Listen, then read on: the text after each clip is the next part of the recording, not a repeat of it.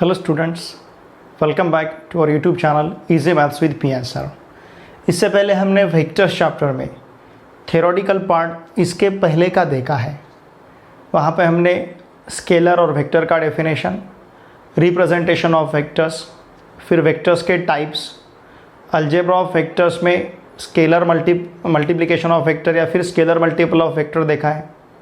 फिर उसके बाद हमने एडिशन ऑफ वेक्टर्स के लिए दो लॉज देखे हैं, ट्रायंगल लॉ और पैरेललोग्राम लॉ। इससे आगे का पार्ट आज हम इस लेक्चर में देखने जा रहे हैं। आपने अगर इससे पहले का पार्ट नहीं देखा होगा तो इसी वीडियो के डिस्क्रिप्शन में मैंने पहले पार्ट के वीडियो लेक्चर का लिंक दे रखा है, उसे ज़रूर देखिए क्योंकि उसके बाद का ये पार्ट है। This part is the part of first part, ठीक है ना।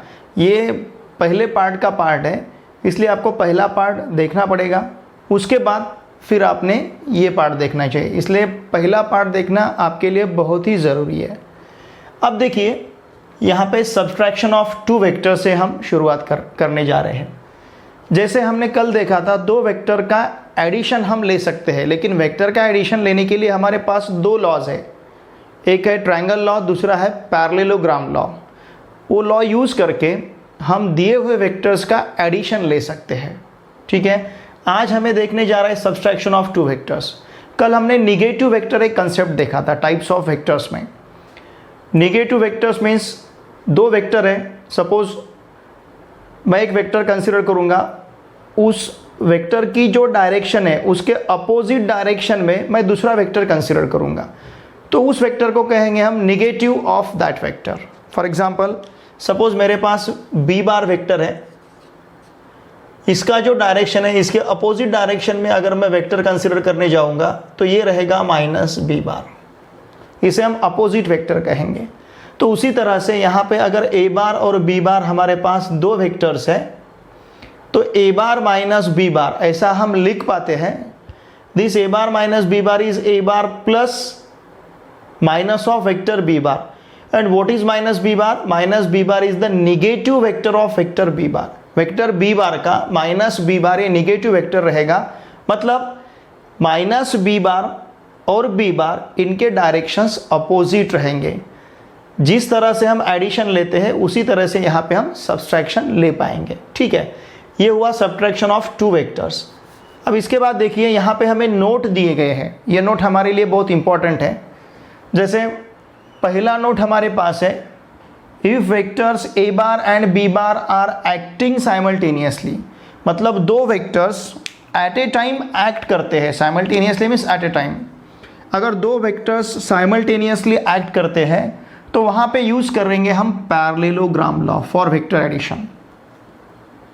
वेक्टर, अगर हमें वेक्टर का सम लेना है और दो वेक्टर साथ में एक्ट करते हैं तो उस सिचुएशन में हम यूज करेंगे parallelogram law. If vectors A bar and B bar are acting one another after, मतलब एक के बाद एक एक्ट करते हैं, तो उस टाइम हम यूज करेंगे ट्रायंगल लॉ। यहाँ पे बताया गया है कि हम parallelogram law for vector addition और triangle law for vector addition कौन कौन से सिचुएशन में यूज करेंगे। इसके बाद addition of vectors and it's opposite vector is zero. देखिए वो वेक्टर और उसका अपोजिट वेक्टर, अब पी क्यू बार का जो डायरेक्शन है इसके अपोजिट डायरेक्शन में क्यू पी बार रहेगा, ठीक है। अगर हम यहाँ पे ट्रायंगल लॉ यूज़ करते हैं तो इसका टर्मिनल इसका इनिशियल मैच होता है, तो पी क्यू बार प्लस क्यू पी बार हमें पी पी बार मिलेगा। और हमें पता है जब भी initial point terminal point same रहेगा उसका आंसर हमें जीरो वेक्टर मिलेगा।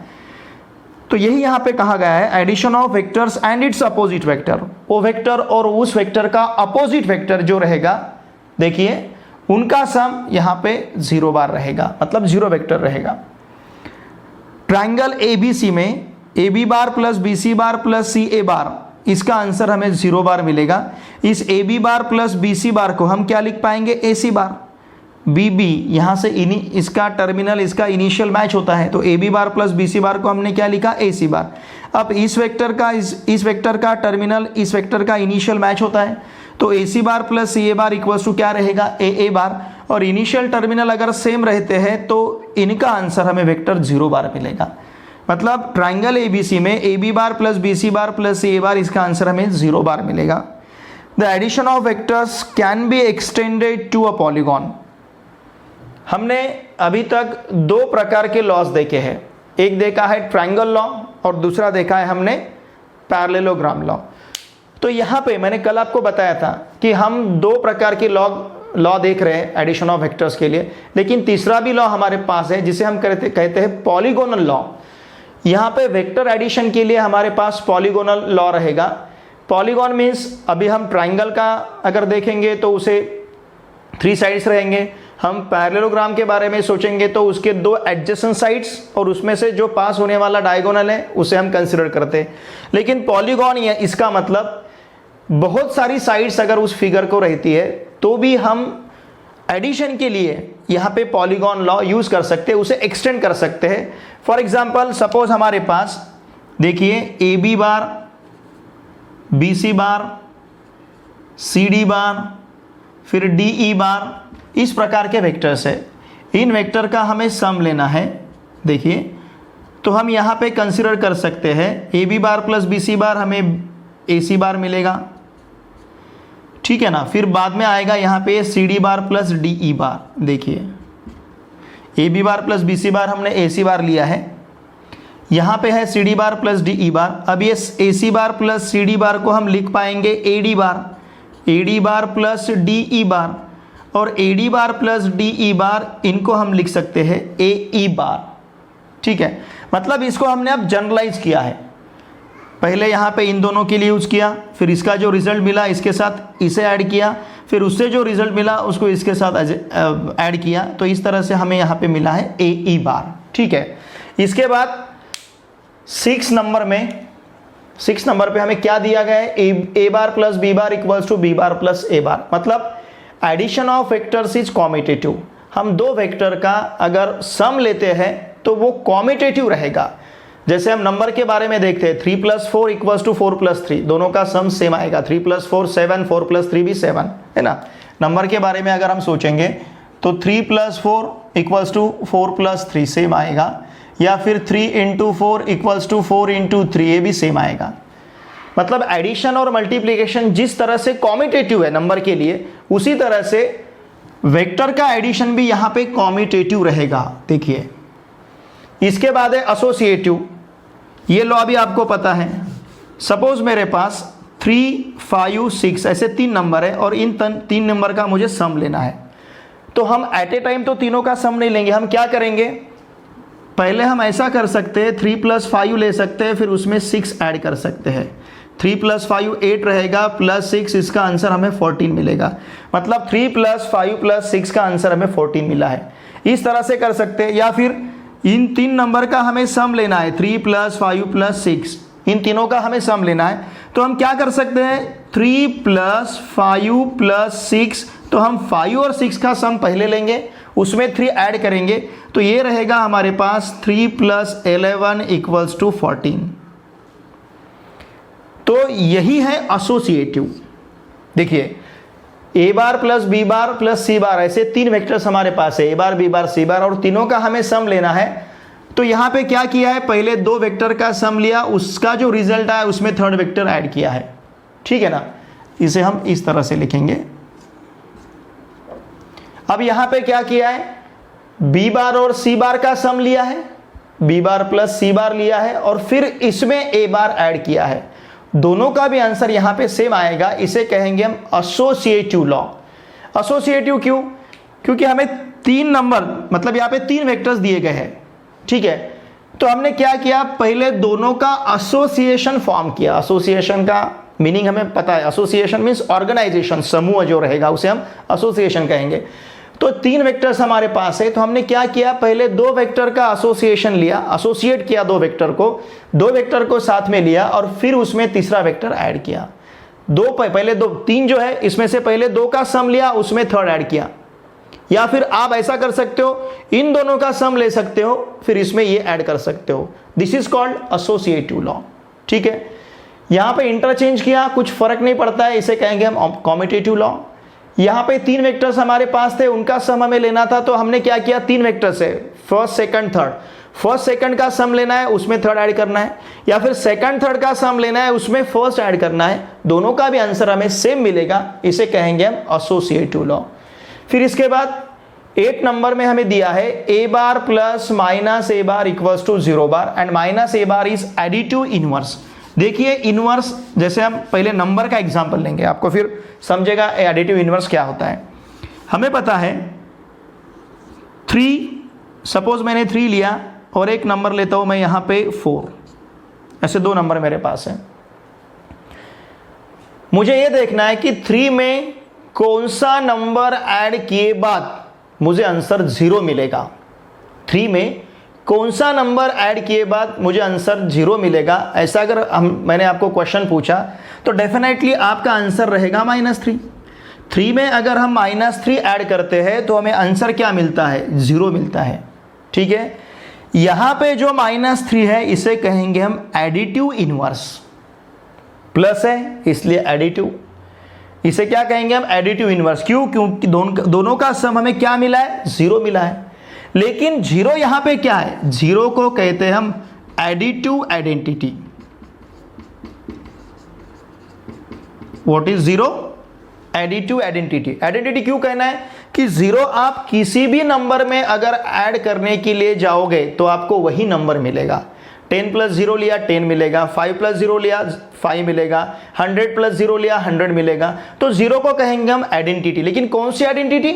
Additive identity. मतलब 0 को आपने किसी भी नंबर में ऐड किया तो आंसर आपको वही नंबर मिलेगा। Therefore 0 is called additive identity and -3 is called additive inverse. इसे हम एडिटिव इनवर्स कहेंगे और ये 0 को हम एडिटिव आइडेंटिटी कहेंगे। अब इसे एडिटिव इनवर्स क्यों कहना है? क्योंकि इन दोनों का सम हमें एडिटिव आइडेंटिटी मिलता है। जिन 2 नंबर का सम हमें एडिटिव आइडेंटिटी मिलेगा उन 2 नंबर को हम एक दूसरे के एडिटिव इनवर्स कहेंगे। 3 का एडिटिव इनवर्स -3 रहेगा और -3 का एडिटिव इनवर्स 3 रहेगा। यह हुआ एडिशन के लिए।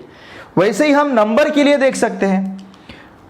मुझे यहां पे ऐसा नंबर ढूंढना है कि मैंने 4 को उस नंबर से मल्टीप्लाई किए बाद मुझे 1 मिलना चाहिए। क्यों 1?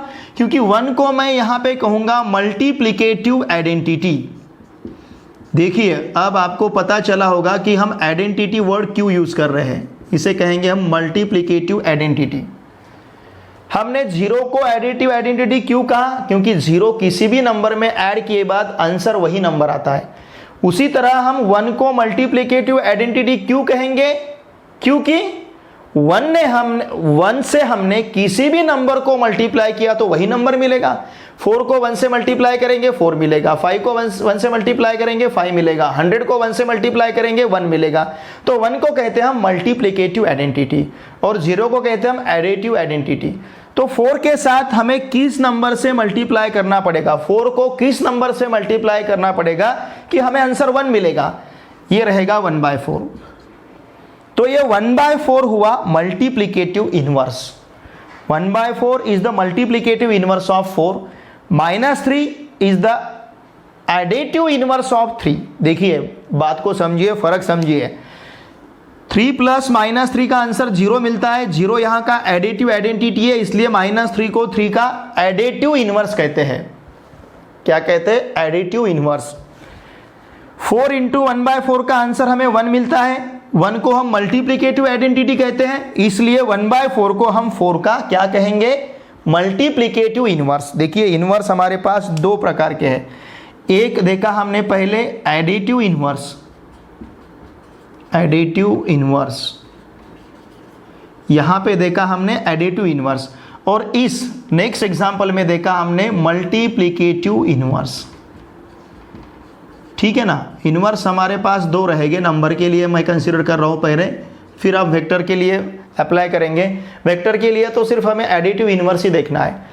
हम -a बार को a बार का एडिटिव इनवर्स क्यों कहेंगे? क्योंकि a बार प्लस -a बार का आंसर हमें क्या मिलता है? 0 बार मिलता है। And what is 0 bar here? 0 bar is additive inverse. यहाँ पे एक प्रॉपर्टी मैं ऐड करूंगा। देखिए इसे मैं 9 कहता हूँ, ये 10, फिर इसे 11 और फिर इसे 12 कहेंगे। देखिए a बार प्लस 0 बार या फिर 0 बार प्लस a बार लिया तो आंसर आपको क्या मिलेगा, a बार। आंसर क्या मिलेगा, a बार। तो यहां हम 0 बार को क्या कहेंगे, एडिटिव आइडेंटिटी। 0 बार क्या रहेगा, एडिटिव आइडेंटिटी, ठीक है ना। और a bar plus minus a बार का आंसर हमें एडिटिव आइडेंटिटी मिला है, क्योंकि हम 0 बार को क्या कहते हैं, एडिटिव आइडेंटिटी। 0 बार यहां पे मतलब इन दोनों का सम हमें एडिटिव आइडेंटिटी मिला है, इसलिए हम माइनस a बार को a बार का एडिटिव इनवर्स कहेंगे। समझ रहे हैं, एडिटिव इनवर्स यानी क्या होता है, ठीक है। अब इसके बाद 10 नंबर का जो प्रॉपर्टी है या नोट है, क्या दिया है, देखो देखिए, A bar B bar are vectors. हमें ये 2 वेक्टर्स दिए गए और ये स्केलर्स है। इसके ऊपर सर के ऊपर हमने बार नहीं लिखा, मतलब ये स्केलर्स है। A bar B bar vectors है, यम एन स्केलर्स है, तो M plus N into A bar equals to मिलेगा M A bar plus N A बार। ये यहां पे हमने डिस्ट्रीब्यूट किया, ठीक है ना। यम को ए बार के साथ लिया, एन को भी ए बार के साथ लिया, प्लस एज इट इज रखा है यहां पे, तो it is called distributive law. इसे क्या कहेंगे हम, distributive law. Similarly m into ए बार प्लस बी बार रहेगा तो M A bar plus m B bar, इसे भी कहेंगे हम डिस्ट्रीब्यूटिव लॉ, ठीक है। ये सभी नंबर के लिए आपको पता ही है। अब यम इंटू एन ए बार रहा तो इन दोनों को आप साथ में ले पाएंगे, क्यों, क्योंकि एन का और ए बार का प्रोडक्ट नहीं होगा। एन हमारा स्केलर है, ए बार हमारा वेक्टर है, तो हमें एन का प्रोडक्ट स्केलर के साथ ही लेना पड़ेगा, इस स्केलर का प्रोडक्ट स्केलर के साथ ही लेना पड़ेगा। तो यहाँ पे हमने एम एन लिखा। फिर चाहे आप इस एम एन को इंटरचेंज कर सकते हो, क्योंकि नंबर का प्रोडक्ट ये कॉम्बिनेटिव रहता है। एम एन को आप एन एम लिख सकते हो, 3 इंटू 4 को जैसे हम 4 इंटू 3 लिख सकते हैं, वैसे एम एन को यहाँ पे हमने एन एम लिखा, ठीक है। बहुत सिंपल प्रॉपर्टीज है ये इन दोनों को हम डिस्ट्रीब्यूटिव प्रॉपर्टीज कहेंगे।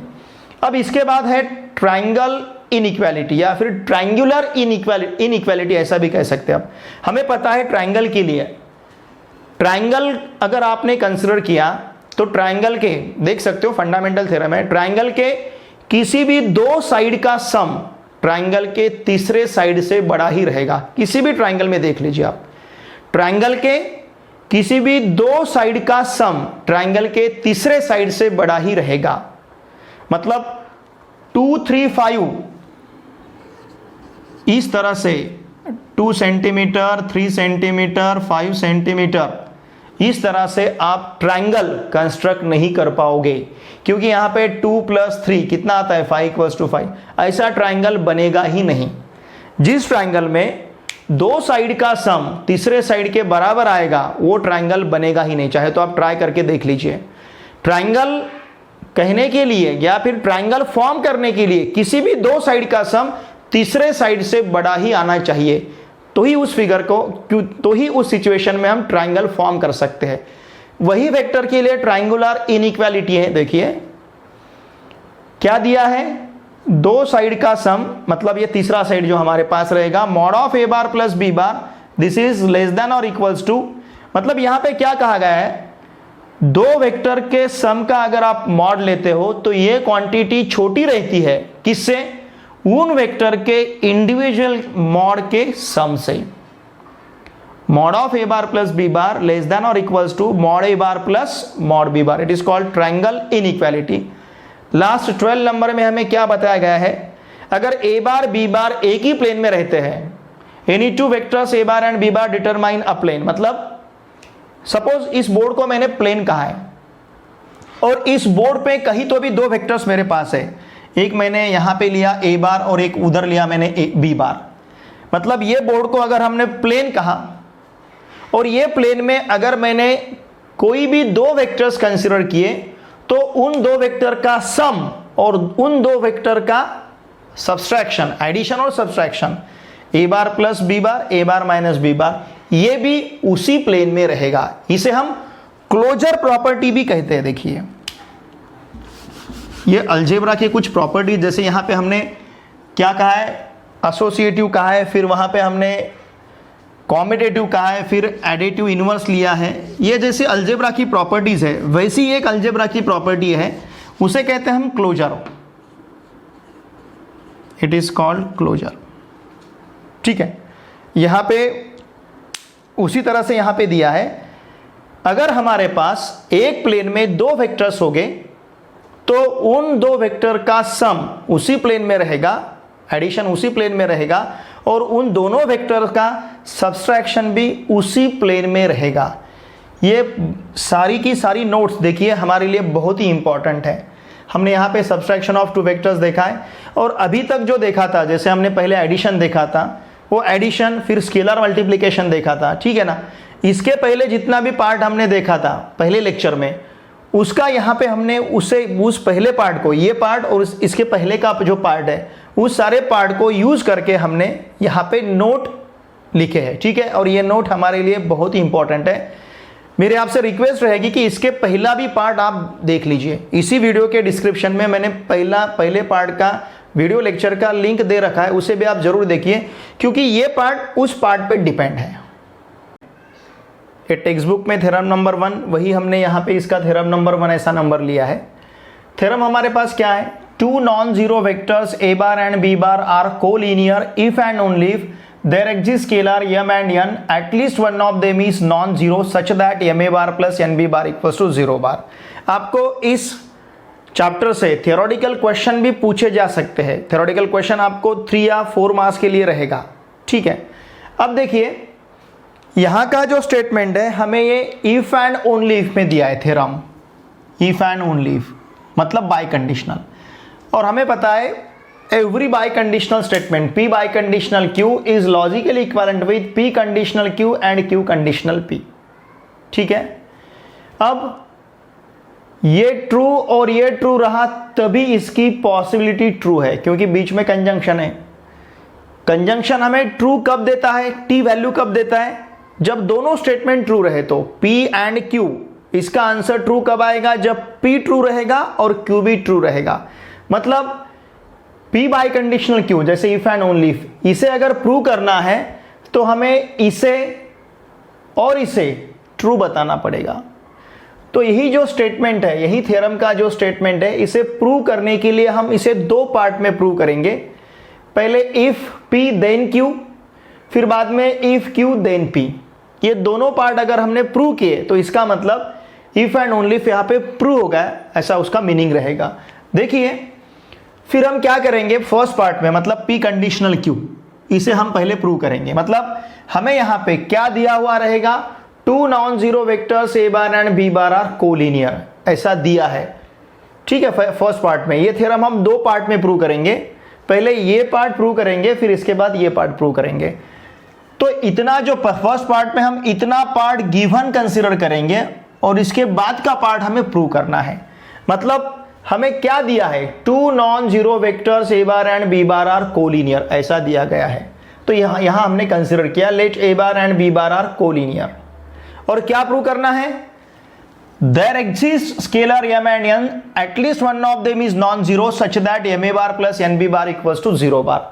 मतलब पहले हम क्या कंसीडर करेंगे, टू वेक्टर्स आर कोलिनियर, और क्या प्रूव करेंगे, ma bar plus nb bar equals to 0 bar, ठीक है। फिर इसके बाद हम इसे कंसिडर करेंगे और ये स्टेटमेंट को प्रूव करेंगे। इस तरह से थ्योरम का हमें प्रूफ यहाँ पे लेना है। तो हमने फर्स्ट पार्ट में क्या कंसिडर किया, let a bar and b bar are collinear, हमने इनको कोलिनियर कंसिडर किया। मैंने पहले लेक्चर में आपको, इससे पहले मैंने आपको बताया है, दो वेक्टर्स कोलिनियर और पैरेलल कब रहते हैं, if they are scalar multiple of each other. कल हमने इससे पहले लेक्चर में हमने स्केलर मल्टीप्लिकेशन में देखा है, टू वेक्टर्स आर कोलिनियर और parallel if they are scalar multiple of each other. तो फिर यहां पे हमें a bar and b bar collinear दिए हैं, मतलब वो दोनों भी वेक्टर्स स्केलर मल्टीपल रहने चाहिए। तो इस वजह से हमने वहां पे कहा है there exist scalar t which is not equals to 0 such that a bar equals to tb bar. मतलब a bar is the scalar multiple of b bar. यहां का t क्या लिया है, स्केलर है। तो यहां पे a बार, ये जो a बार है, ये a बार b बार का स्केलर मल्टीपल हो गया। और ये हमने क्यों लिया, बिकॉज हमने कंसिडर किया है a bar and b bar are collinear. हमने a बार और b बार को कोलिनियर कंसिडर किया है, इसलिए हमने a bar equals to tb bar लिखा है। अगर इस tb बार को हमने लेफ्ट हैंड साइड में ट्रांसफर किया तो हमें मिलेगा a bar minus tb bar equals to 0 bar. Simple सी बात है। अब इस ए बार के साथ कोएफिशिएंट हमें दिख नहीं रहा, मतलब कितना है, 1 है। ये माइनस की बजाय हमने यहां पे प्लस लिखा है, लेकिन यहां पे लिखा है हमने -t। अब ये प्लस इंटू माइनस, ये माइनस ही हो जाएगा। तो इस एक्सप्रेशन को हमने इस तरह से लिखा है। कैसे लिखा हमने? 1 into A bar plus -t into b bar equals to 0 bar. इस एक्सप्रेशन में इसमें कुछ भी चेंज नहीं है, इसमें कुछ भी चेंज नहीं है। और ये हमने कैसे लिया है? A bar and B bar are collinear. इस स्टेटमेंट से हमने इसे कंसिडर किया है। तो देखिए ये एक्सप्रेशन हमें इसी तरह का दिखता है। फिर सिर्फ यहां पे यम 1 है और n का वैल्यू -t है, और n हमें क्या दी है? देखिए यहां पे स्केलर m एंड n, और ये दोनों भी स्केलर है। 1 स्केलर है, -t भी हमारा स्केलर है क्योंकि t हमारे पास स्केलर है। तो m और n का रोल यहां पे कौन प्ले कर रहे हैं? 1 और -t प्ले कर रहे हैं। मतलब ये एक्सप्रेशन और ये एक्सप्रेशन सेम है। सिर्फ हमें क्या करना है? Scalar into A bar plus scalar into b bar equals to 0 bar, scalar into A bar plus scalar into b bar equals to 0 bar, ऐसा प्रूव करना है। तो यहां तक तो हम पहुंच गए। ठीक है, हमने ये पार्ट कंसिडर किया और इसको प्रूव किया है। 2 non zero vectors A bar and B bar are collinear, इसको कंसिडर किया हमने और हमने इसे प्रूव किया है। अब कॉन्वर्स पार्ट में, मतलब इसका कॉन्वर्स है, P कंडीशनल Q का कॉन्वर्स क्या रहेगा? Q conditional P। तो यहां पे हमने कॉन्वर्सली कंसिडर किया है। देखिए अब हम क्या कंसिडर करेंगे?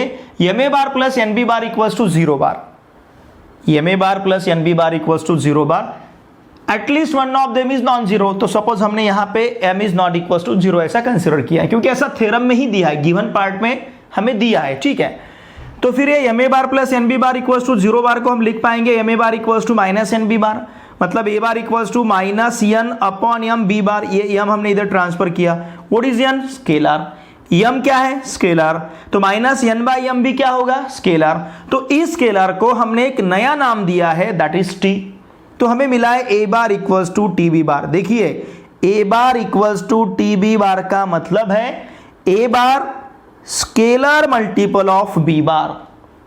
ए bar is scalar multiple of B bar, A bar is a scalar multiple of B बार।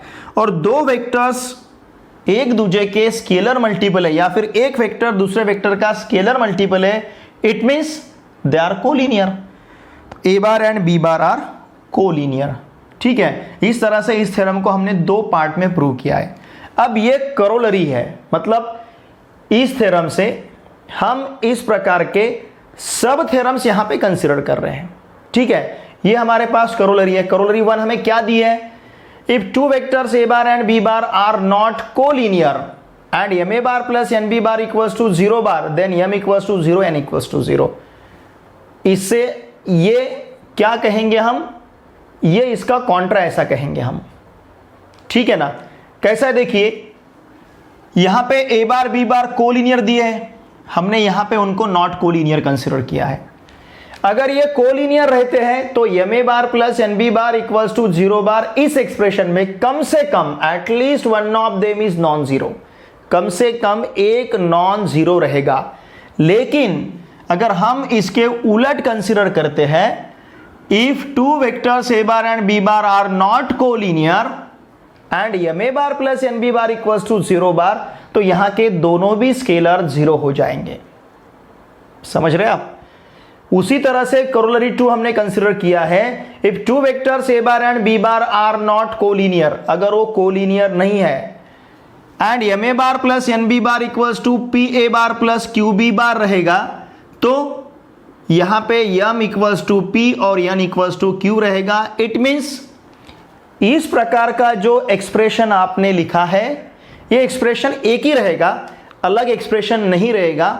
इसको हम यूनिक कहेंगे। M A bar plus N B bar is same as p a bar plus q b bar. इस प्रकार की दो corollary इस theorem से हमने कंसीडर की है। इसके बाद का कंसेप्ट है कोप्लेनर वेक्टर्स। देखिए मैंने फिगर में 3 प्लेन कंसीडर किए। एक प्लेन है, पहले नंबर 1 ये प्लेन है, मैंने इसको आपको समझने के लिए नंबरिंग किया है। ये हमारा प्लेन नंबर 1 है। फिर इसको पैरेलल हमने प्लेन नंबर 2 लिया है, और इन दो प्लेन को परपेंडिकुलर हमने तीसरा प्लेन लिया है। ठीक है, प्लेन 1 में कौन कौन सा वेक्टर है दिखते हैं आपको? ए बार बी बार। प्लेन 1 में जो वेक्टर्स है वो लिए हमने a bar b bar, plane 2 के वेक्टर जो है वो c बार d बार है, और प्लेन 3 में वेक्टर है e बार। इस तरह से हमारे पास 3 प्लेन है और 3 प्लेन में हमने वेक्टर्स कंसिडर किए। थोड़ा सा हम इसे इस प्रकार से भी देख सकते हैं। देखिए, जैसे ये अगर दो बुक इस तरह से रहेंगे या फिर इस तरह से रहेंगे, दिख रहे हैं आपको, ये इस तरह से रहेंगे या फिर इस तरह से रहेंगे, तो इन्हें हम पैरेलल कहेंगे। चाहे आप ऐसा इसे ले सकते हो या फिर ऐसा ले सकते हो। ये कैसे हो गए? पैरेलल हो गए। ये दो प्लेन हमारे पास पैरेलल है, लेकिन इस प्लेन को अगर मैंने ऐसा लिया तो ये क्या हो गया? परपेंडिकुलर हो गया। अब ये है प्लेन नंबर 3 ऐसा, और ये नीचे आप प्लेन नंबर 1 या प्लेन नंबर 2 कंसिडर कर सकते हो। समझ रहे हैं ना आप? तो ये पैरेलल पोजीशन हो गया, ये परपेंडिकुलर पोजीशन हो गया। ऐसा भी रहा तो भी पैरेलल नहीं, लेकिन परपेंडिकुलर भी नहीं रहेगा, लेकिन ये इसे इंटरसेक्ट करेगा। ठीक है, अब देखिए, हमने इस प्रकार के 3 प्लेन कंसीडर किए हैं। एक प्लेन है हमारे पास जिसमें वेक्टर a बार b बार है। इस वेक्टर को पैरेलल, इस प्लेन को पैरेलल हमने प्लेन नंबर 2 लिया है जिसमें वेक्टर c बार d बार है, और ये प्लेन हमने इन दो प्लेन को पैरेलल नहीं कंसीडर किया है। Plane 1 and 2 are parallel to each other, but plane 3 is not parallel to plane 2 and plane 1। समझ रहे ना? फिगर देख के आपको पता चल रहा होगा। देखिए, अब हमें कोप्लेनर वेक्टर्स का यहां पे डेफिनेशन लेना है। हमने इससे पहले कोलिनियर वेक्टर्स का डेफिनेशन देखा है। इसके पहले लेक्चर में कोलिनियर वेक्टर्स, कोलिनियर पॉइंट और कोलिनियर वेक्टर में क्या डिफरेंस है मैंने आपको बताया था। एक ही लाइन पे, जैसे एक लाइन है, इसी लाइन पे अगर 2 पॉइंट रहेंगे या फिर एक ही लाइन पे अगर पॉइंट रहते हैं तो उन्हें हम कोलिनियर पॉइंट्स कहते हैं। एक ही लाइन पे जो पॉइंट्स रहेंगे उन्हें कहेंगे हम कोलिनियर पॉइंट्स। कोलिनियर वेक्टर का डेफिनेशन थोड़ा सा डिफरेंट है। देखिए, एक लाइन पे जो वेक्टर्स रहेंगे उन्हें हम कोलिनियर वेक्टर्स कह सकते हैं, या फिर पैरेलल लाइन पे जो वेक्टर्स रहेंगे उनको भी हम कोलिनियर वेक्टर्स कह सकते हैं। कोलिनियर वेक्टर्स थोड़ा सा, जैसे कोलिनियर वेक्टर्स और कोलिनियर पॉइंट्स में डिफरेंस कहां पे आएगा? Collinear points they are along the same line, they are on the same line. एक ही लाइन पे जो पॉइंट्स रहेंगे उन्हें हम कोलिनियर पॉइंट्स कहेंगे। लेकिन कोलिनियर वेक्टर्स एक लाइन पे रहेंगे उन्हें हम कोलिनियर वेक्टर्स कह सकते हैं, या फिर ऐसे दो लाइंस पे वो प्रेजेंट रहेंगे जो दोनों लाइन से एक दूसरे को पैरेलल है, तो भी उन वेक्टर्स को हम कोलिनियर वेक्टर्स कह सकते हैं। मतलब कोलिनियर वेक्टर्स कहने के लिए वेक्टर्स एक ही लाइन पे रहने चाहिए ऐसा नेसेसरी नहीं। एक लाइन पे रहेंगे तो हम उन्हें कोलिनियर वेक्टर्स कहेंगे, लेकिन एक दूसरे को पैरेलल लाइन पे अगर वो प्रेजेंट रहते हैं तो भी उन वेक्टर्स को हम कोलिनियर वेक्टर्स कह सकते हैं। Same definition. अब देखिए, कोप्लेनर पॉइंट का डेफिनेशन हम पहले देखते हैं। ये आपको पता है, आपने ज्योमेट्री में 10th स्टैंडर्ड तक पढ़ा है। हम किस पॉइंट्स को कोप्लेनर पॉइंट्स कहते हैं? जो पॉइंट्स एक ही प्लेन में रहेंगे। The points present in the same plane are called coplanar points. देखिए, ध्यान दीजिए, कोप्लेनर पॉइंट्स ऐसे पॉइंट्स रहेंगे जो पॉइंट्स एक ही प्लेन में प्रेजेंट है। एक ही प्लेन में प्रेजेंट जो पॉइंट्स है उन पॉइंट्स को हम कोप्लेनर पॉइंट्स कहते हैं। अब कोप्लेनर वेक्टर्स डेफिनेशन वैसा ही है। एक ही प्लेन में जो पॉइंट्स रहेंगे, जो वेक्टर्स रहेंगे, उन वेक्टर्स को हम कोप्लेनर वेक्टर्स कहेंगे। तो vectors in the same plane, इससे थोड़ा सा आगे जा रहे हैं हम। सिर्फ एक प्लेन में रहेंगे तो हम उसे कोप्लेनर वेक्टर्स कह सकते हैं, और एक दूसरे को पैरेलल रहे हुए प्लेन में अगर वेक्टर्स रहते हैं तो उन्हें भी हम कोप्लेनर वेक्टर्स कह सकते हैं। मतलब कोप्लेनर वेक्टर्स कहने के लिए वेक्टर्स सिर्फ एक ही प्लेन में रहें ऐसा नेसेसरी नहीं। एक प्लेन में रहेंगे कोप्लेनर वेक्टर्स कह सकते हैं, लेकिन एक दूसरे को पैरेलल प्लेन में अगर वेक्टर्स रहते हैं, जैसे प्लेन 2 प्लेन 1 को पैरेलल है, तो प्लेन 1 में तो a bar b bar 2 vectors है, इनको तो हम कोप्लेनर वेक्टर्स कहेंगे, कह सकते हैं। प्लेन 2 में c बार d बार 2 वेक्टर्स है, इनको भी हम कोप्लेनर वेक्टर्स कह सकते हैं। लेकिन प्लेन 1 प्लेन 2 को पैरेलल है, तो प्लेन 1 और प्लेन 2 में अलग अलग प्लेन में वेक्टर्स प्रेजेंट है, फिर भी उन्हें हम कोप्लेनर वेक्टर्स कह सकते हैं। मतलब कोप्लेनर वेक्टर्स हम किन वेक्टर्स को कहेंगे, जो या तो सेम प्लेन में होंगे या फिर पैरेलल प्लेन में प्रेजेंट होंगे। The vectors present in the same plane और इन द पैरेलल प्लेन, जो वेक्टर्स सेम प्लेन में रहेंगे या फिर पैरेलल प्लेन में प्रेजेंट रहेंगे, उन वेक्टर्स को कह सकते हैं हम कोप्लेनर वेक्टर्स। देखिए यहां पे डेफिनेशन दे रखा है, टू और more vectors are coplanar if they lie in the same plane और इन पैरेलल प्लेन्स। कंसेप्ट हमारे लिए बहुत ही इंपॉर्टेंट है, ठीक है। टू और मोर वेक्टर्स आर कोप्लेनर कब कहेंगे, if they lie in the same plane और इन पैरेलल प्लेन्स। जैसे यहां पे नीचे दिया गया है, vectors A bar and B bar are coplanar, एक ही प्लेन में है। Vector C bar and B bar coplanar, ये भी रहेंगे क्योंकि ए बार 1 में है, सी बार 2 में है, और ये 1 और 2 दोनों भी plane, they are parallel to each other, therefore vector C bar and B bar are coplanar. इसके बाद वेक्टर ए बार और ई बार कोप्लेनर नहीं रहेंगे, क्योंकि ई बार प्लेन 3 में प्रेजेंट है और ए बार प्लेन 1 में प्रेजेंट है, और प्लेन 1 प्लेन 3 को पैरेलल नहीं है, चाहे वो परपेंडिकुलर रहेगा या फिर अलग पोजीशन में रहेगा, लेकिन प्लेन 3 प्लेन 1 को पैरेलल नहीं है। प्लेन 3 प्लेन 1 को पैरेलल नहीं है, इसलिए प्लेन 1 में से और प्लेन 3 में से अगर आप वेक्टर कंसीडर करते हो तो वो वेक्टर्स कोप्लेनर नहीं रहेंगे। जैसे हमने कोलिनियर वेक्टर का कंसेप्ट देखा है, सेम कोप्लेनर वेक्टर्स का कंसेप्ट है। थ्योरम नंबर 2 देखिए, A bar and B bar be non collinear vectors. हमें ए बार और B bar non collinear vectors दिए गए हैं। A vector R bar is coplanar with A bar and B bar. अब यहां पे हमारे पास 3 वेक्टर्स है, कौन कौन से, एक आर बार और उसके साथ ए बार बी बार। तीनों वेक्टर कैसे, कोप्लेनर, मतलब या तो सेम प्लेन में रहेंगे या फिर ऐसे प्लेन में प्रेजेंट रहेंगे जो प्लेन्स एक दूसरे को पैरेलल है, ठीक है।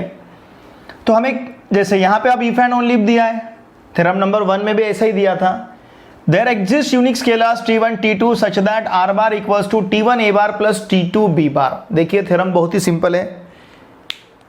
क्या करना है, हमें दिया है, जैसे पहला हमने पहले भी देखा था, बाई इफ एंड ओनली मतलब by conditional, P by conditional की Q logically equivalent with P conditional Q and Q conditional P, ठीक है। तो हम पहले क्या कंसीडर करेंगे, ये पार्ट यहां तक का, ठीक है, और इस पार्ट को हम प्रूव करेंगे। फिर इसके बाद ये पार्ट हम कंसीडर करेंगे और ये पार्ट को प्रूव करेंगे।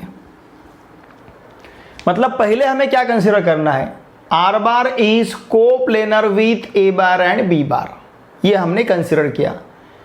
प्रूव क्या करना है, वहां पे यूनिक स्केलर्स रहेंगे, कौन कौन से, T1 and T2 such that R bar equals to T1 A bar plus T2 B bar, ये हमें प्रूव करना है।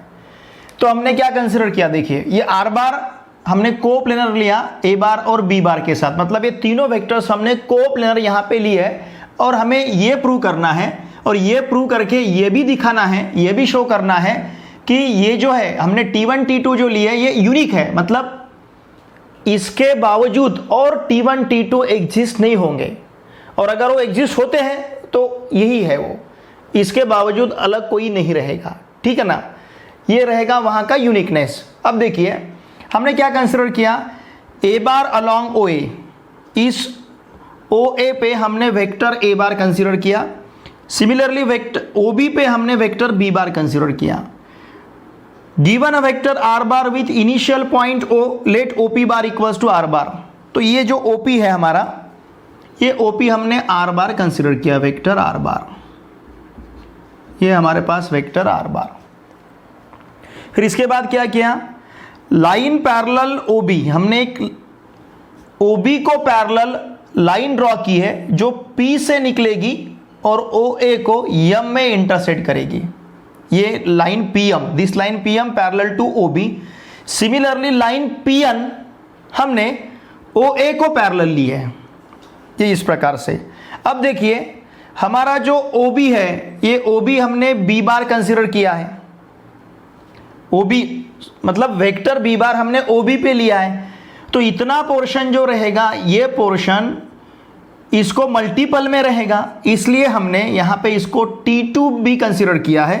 मतलब ON बार इक्वल्स टू हमने T2B बार लिया है। Similarly OM bar equals to हमने T1A बार लिया है। T1 T2 of course they are real numbers, it means they are scalars, ठीक है। अगर पैरेललोग्राम लॉ हम यूज करते हैं तो पैरेललोग्राम लॉ हमें क्या बताता है, इन दोनों वेक्टर का sum equals to this vector रहेगा। तो फिर R बार इक्वल्स टू हमने T1A bar plus T2B bar लिया है। देखिए हमने यहां से शुरुआत की थी, R bar is coplanar with A bar and B bar, और हमने क्या प्रूव किया, R bar equals to T1A bar plus T2B bar. अब इसके उलट कंसिडर करेंगे हम इसे कंसिडर करेंगे, ये हमारा गिवन पार्ट रहेगा, और हमें क्या प्रूव करना है, R bar is coplanar with A bar and B बार, मतलब कॉन्वर्स पार्ट हम प्रूव कर रहे हैं। तो हमने यहां पे कंसिडर किया R bar equals to T1A bar plus T2B bar. हमें क्या प्रूव करना है, R bar A bar B bar are coplanar. देखिए A बार और B बार कैसे है, कोप्लेनर है।